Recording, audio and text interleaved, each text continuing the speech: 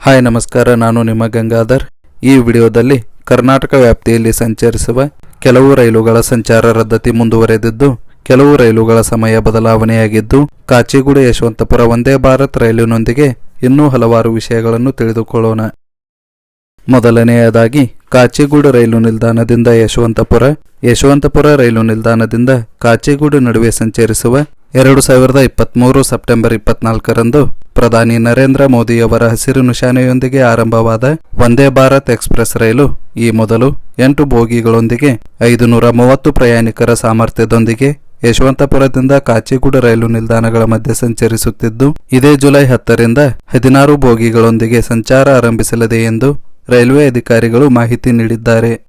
IT ನಗರಗಳಾದ Bengaluru ಮತ್ತು ಹೈದರಾಬಾದ್ ನಡುವೆ ಸಂಚರಿಸುವ ಪ್ರಯಾಣಿಕರ ಜನದಟ್ಟಣೆಯನ್ನು ಕಡಿಮೆ ಮಾಡುವ ಉದ್ದೇಶದಿಂದ ಹೆಚ್ಚಿಗೆ 8 ಬೋಗಿಗಳನ್ನು ಅಳವಡಿಸಲಾಗುತ್ತಿದ್ದು, 14 ಚೇರ್ ಕಾರ್ ಹಾಗೂ 2 ಎಕ್ಸಿಕ್ಯೂಟಿವ್ ಕ್ಲಾಸ್ನ ಬೋಗಿಗಳಲ್ಲಿ ಒಟ್ಟು 1028 ಆಸನಗಳೊಂದಿಗೆ ಈ ಸೇವೆ ಜುಲೈ 10, 2025ರಿಂದ ಆರಂಭವಾಗುವುದು.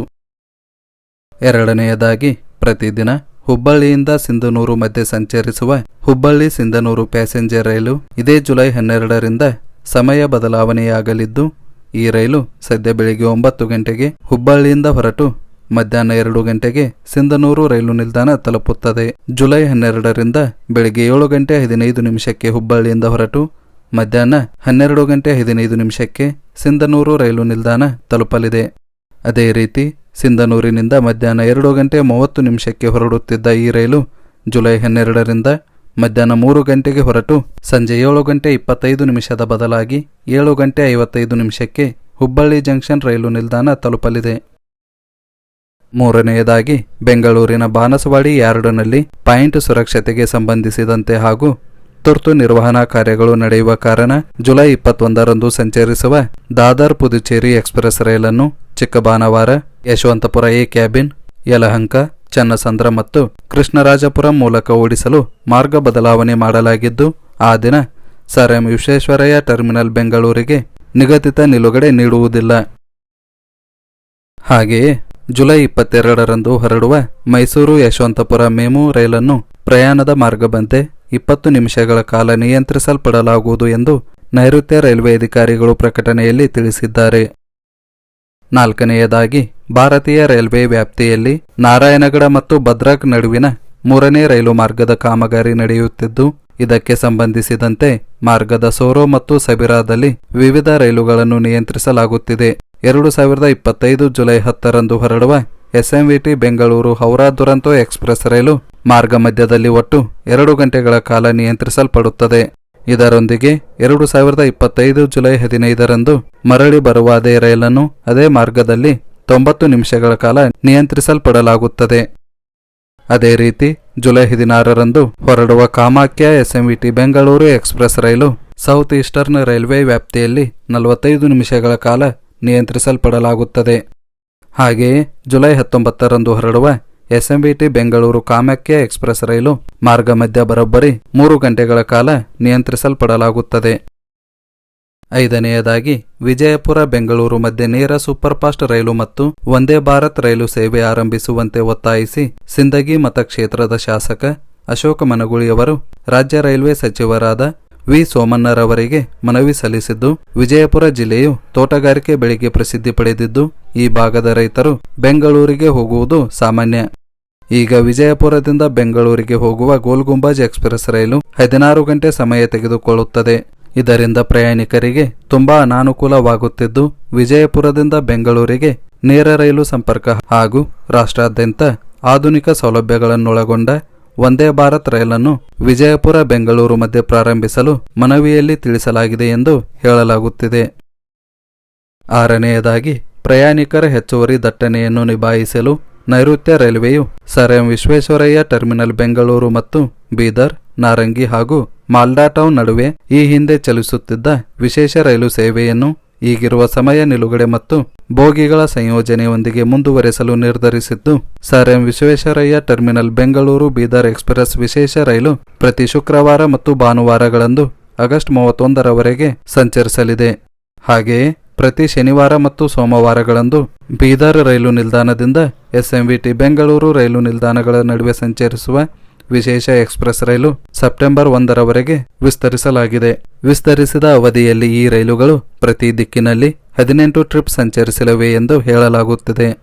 ಅದೇ ರೀತಿ ಎಸ್ಎಂವಿಟಿ ಬೆಂಗಳೂರು ನಾರಂಗಿ ವಿಶೇಷ ಎಕ್ಸ್ಪ್ರೆಸ್ ರೈಲು ಜುಲೈ 15ರವರೆಗೆ ಹಾಗೂ ನಾರಂಗಿ ಎಸ್ಎಂವಿಟಿ ಬೆಂಗಳೂರು ವಿಶೇಷ ಎಕ್ಸ್ಪ್ರೆಸ್ ರೈಲು ಜುಲೈ 19ರವರೆಗೆ ಮುಂದುವರೆಯಲಿದ್ದು ಪ್ರತಿ ದಿಕ್ಕಿನಲ್ಲಿ 2 ಟ್ರಿಪ್ ಸಂಚಾರ ಮಾಡಲಿದೆ.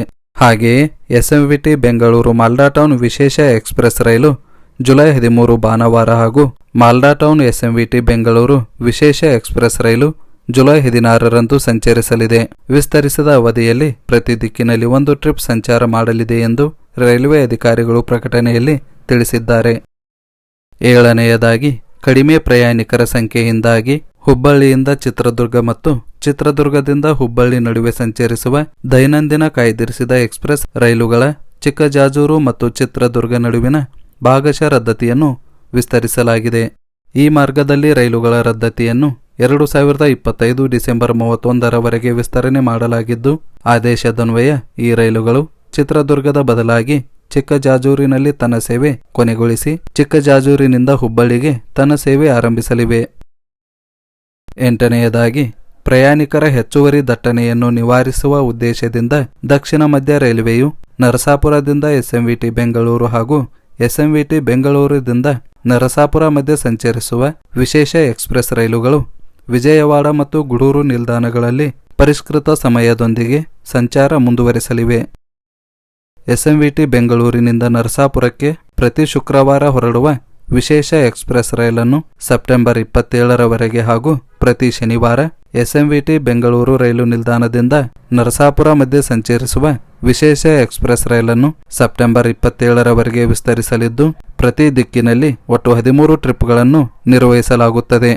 ಹಾಗೂ ಸಂಚಾರದ ಸಮಯದಲ್ಲಿ ಪರಿಷ್ಕೃತ ವೇಳಾಪಟ್ಟಿಯಂತೆ ವಿಜಯವಾಡ ರೈಲು ನಿಲ್ದಾಣಕ್ಕೆ ಸಂಜೆ 7:10 ಬದಲಾಗಿ 7:20 ಹಾಗೂ ಗುಡೂರು ರೈಲು ನಿಲ್ದಾಣಕ್ಕೆ ರಾತ್ರಿ 1:23 ಆಗಮಿಸಲಿದ್ದು ಉಳಿದ ಯಾವುದೇ ನಿಲ್ದಾಣಗಳಲ್ಲಿ ಬದಲಾವಣೆ ಇರುವುದಿಲ್ಲ.